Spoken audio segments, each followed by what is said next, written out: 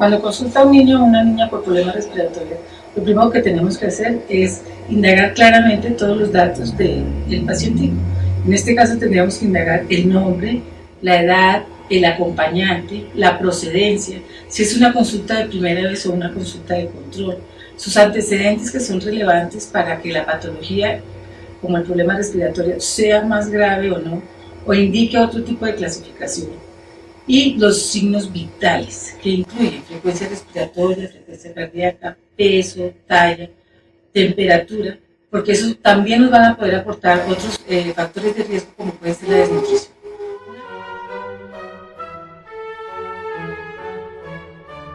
Si está inconsciente, si está letárgico, si no come nada, si vomita todo o si tiene convulsiones.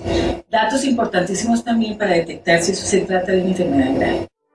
La pregunta sería, ¿tiene tos? Si la respuesta es afirmativa, entonces se pregunta, ¿cuánto tiempo hace?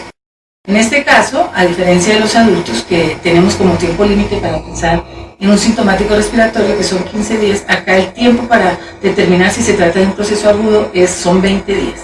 En el AYEPI anterior se consideraban 30 días, pero muchas de las patologías importantes que debemos abordar, vuelvo y le repito, como la tuberculosis, podrían haberse pasado desapercibidas. Entonces, cuando tenemos un niño con más de 20 días, habría que pasar a hacer otra clasificación que sería indagar si puede tener tuberculosis, asma o otro tipo de patología. ¿Por qué no un tiempo menor? También está relacionado con el tipo de germen que habitualmente tienen los niños con problemas respiratorios. La bronquiolitis es una enfermedad que puede dar tos por mucho más tiempo que 20 días. Otras enfermedades o otro tipo de bacterias puede ser la bordetela, que puede dar una sintomatología hasta de 8 semanas. Por eso el tiempo para considerar un proceso agudo con síntomas respiratorios, entonces se ha considerado que son 20 días. ¿Tiene sibilancias? Si la respuesta es afirmativa, entonces preguntaríamos, ¿la sibilancia es el primer episodio o es recurrente? También importantísimo para determinar la evaluación. Después tendríamos que indagar otros factores que hablarían de un proceso severo, que ha presentado apneas, y si ha tenido es prematuro en un niño menor de 6 meses. En cuanto a la clasificación de la sibilancia, es importante también tener en cuenta si está relacionado con un estado catarral previo de 3 días o menos. Todo eso para poder hacer una mejor clasificación. 5 años es hacer un examen completo, pero dirigido en este caso también a los problemas respiratorios. Entonces, ¿cuáles son los signos que vamos a tener en cuenta para hablar de la dificultad respiratoria? Entonces, el primero, el tiraje subcostal. Este es un dato que se ha demostrado o la evidencia ha demostrado que en la mayoría de los niños que han terminado hospitalizados con un problema respiratorio severo, principalmente las neumonías, el signo que más presente estuvo fue el tiraje subcostal. Además, en los lactantes muy pequeños, el tiraje intercostal podría ser un síntoma de confusión. ¿Por qué? Porque la reja costal de ellos es muy lábil, muy frágil, y con su respiración se pueden realizar esta retracción de estos músculos, por lo tanto no son tan fácilmente evaluables en los niños tan pequeños. El tiraje subcostal se debe evaluar con el niño tranquilo. En el video podemos ver cómo se evalúa un tiraje. El tiraje, como les decía, debe ser con un niño tranquilo. Idealmente, entonces, lo primero que vamos a hacer es decirle a la mamá que lo tenga en sus brazos. Después pasaríamos a evaluar entonces la frecuencia respiratoria. Entonces, se considera taquipnea, dependiendo de la edad. Si es un menor de 2 meses, que la frecuencia respiratoria esté en 60 o más por minuto. Si es un niño de 2 meses a 5 a 1 año, que sea 50 o más. Y si es un niño de 1 año o más hasta 5 años, que fuera 40 o más respiraciones por minuto. La frecuencia respiratoria se debe contar en 1 minuto, porque también sabemos que un niño con problemas respiratorios tiene una respiración irregular que puede variar en el transcurso del minuto. Entonces, la recomendación es que se cuente en 1 minuto. Y cuando la frecuencia respiratoria da en el límite, por ejemplo, en el menor de 2 meses que dé en 60, que se vuelva a contar la frecuencia respiratoria para confirmar. Hay algunos signos que la pueden modificar, la temperatura, el estado de ansiedad, el llanto en el niño. Por eso es importante tenerlo en las mejores condiciones basales para que estos signos no se modifiquen. Y sin embargo, la recomendación es que si el niño tiene fiebre, en todo caso, no esperemos a bajar la fiebre para contarlo, sino que optemos como frecuencia respiratoria a la que se cuenta en el momento de hacer el examen físico. ¿Por qué? Porque eso podría retardar la acción en ese momento para el manejo del niño en las condiciones cuando está muy grave. El otro signo a tener en cuenta es la oximetría. La oximetría, si tenemos la posibilidad de evaluarla en todos los centros de atención. Acuérdense que hay la posibilidad que nosotros nos encontremos en un centro que no tenga oximetría. La recomendación es que ojalá pudiéramos realizar esta medición, pero los otros signos clínicos también son muy valiosos para orientarnos el grado de dificultad. En caso de tener la oximetría, entonces recordarles que por encima del nivel del mar se considera una oximetría a nivel del mar, una oximetría normal de 92 o más, a una altura mayor de 2500, como estamos en Bogotá, el valor de oximetría normal se considera mayor a 90. Todo lo que esté por debajo de estos valores pues se va a considerar como un signo de gravedad.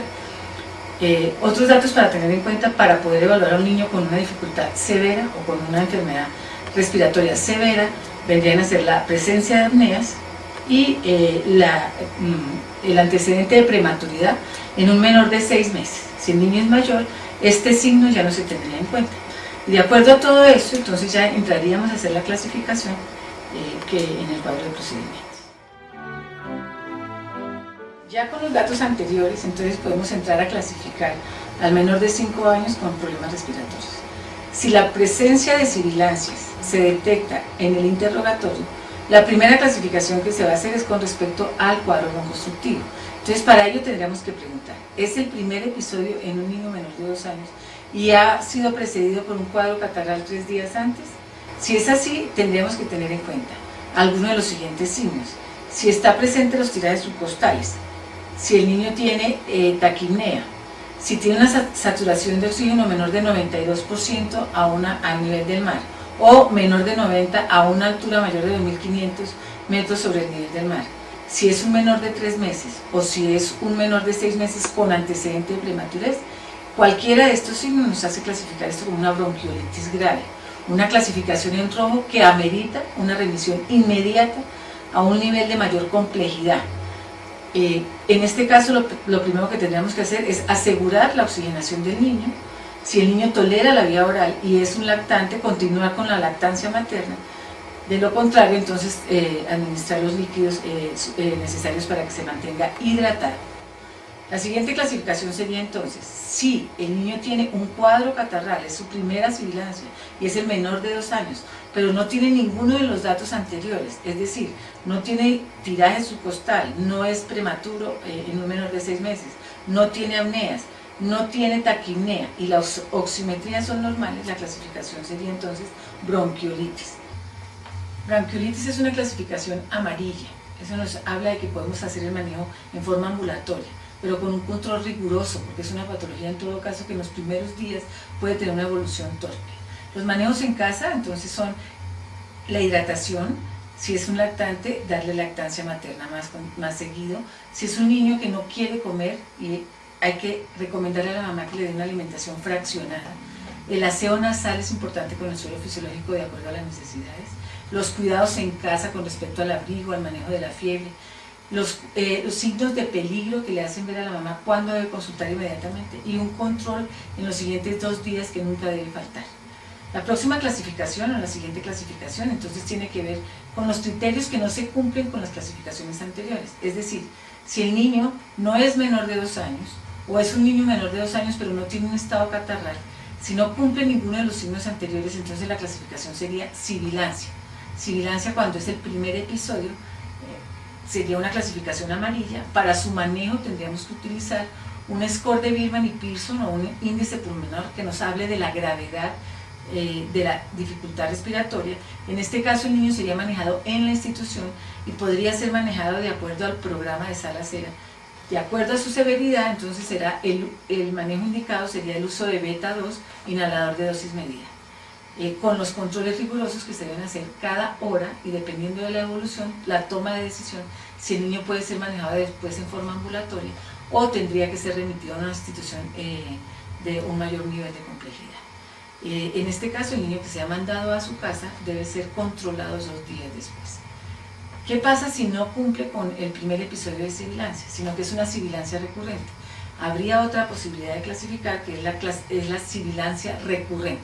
En este caso, al igual que en el caso anterior, la gravedad o la severidad del caso se tendría que realizar de acuerdo a la escala de Birman y Pearson o al índice pulmonar, que incluye los signos de dificultad respiratoria que hemos manejado.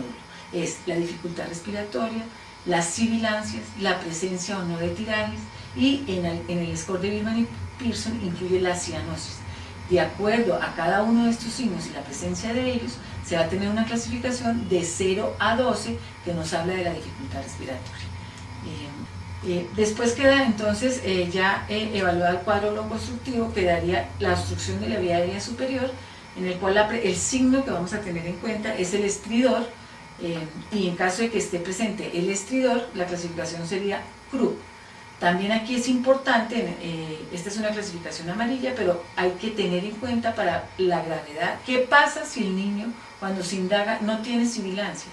Entonces este cuadro no sería el que entraría a clasificar. El primer signo o uno de los signos a tener en cuenta sería cualquier signo general de peligro, tiraje subcostal, saturación de oxígeno menor a 92% o 90% si se vive en una altura superior a 2.500 metros sobre el nivel del mar.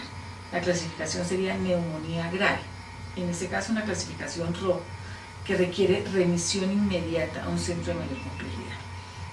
¿Cómo sería el manejo inicial? Entonces habría que administrar oxígeno, administrar la primera dosis de un antibiótico que consideremos apropiado, tratar la fiebre, referir urgentemente al niño en condiciones estables. Para la neumonía grave, entonces el antibiótico recomendado siguen siendo los mismos, la penicilina y la ampicilina, recordando que el germen causal más frecuente es el neumococo. Eso sí es importante tener en cuenta que una vez el niño se encuentre en condiciones estables, que esté tolerando la vía oral, uno podría modificar el antibiótico a amoxicilina en forma oral. Luego pasaríamos a hacer la siguiente clasificación, que sería si el niño tiene frecuencia respiratoria elevada de acuerdo a su edad, o sea, taquipnea, la clasificación, y no tiene ningún signo de peligro, no presenta tirajes, la clasificación sería neumonía. Esta clasificación es amarilla y habla de que se puede manejar en forma ambulatoria al paciente.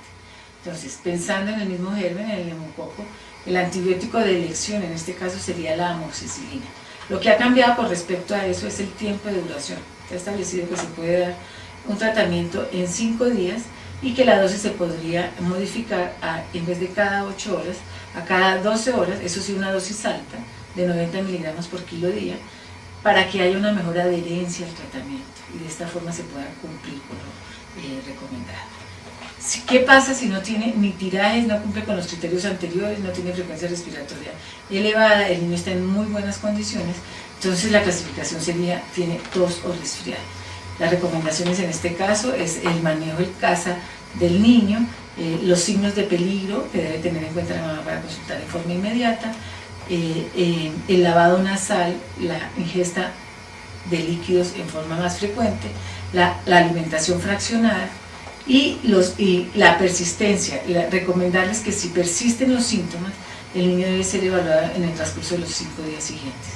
Recomendar siempre los cuidados caseros, la forma de prevenir, dentro de eso lo importante que sería el uso del tapabocas en personas que tengan gripa y que convivan con el niño, el lavado de manos exhaustivo como parte fundamental del proceso de la prevención, y todos los signos o todas las medidas protectoras que evitarían que un niño empeore en unas condiciones como estas, en caso de tener tos, que serían la vacunación, la buena alimentación, el buen estado nutricional, que son fundamentales cuando se evalúa a un niño en forma integral para evitar mayores riesgos de morir por este tipo de patologías.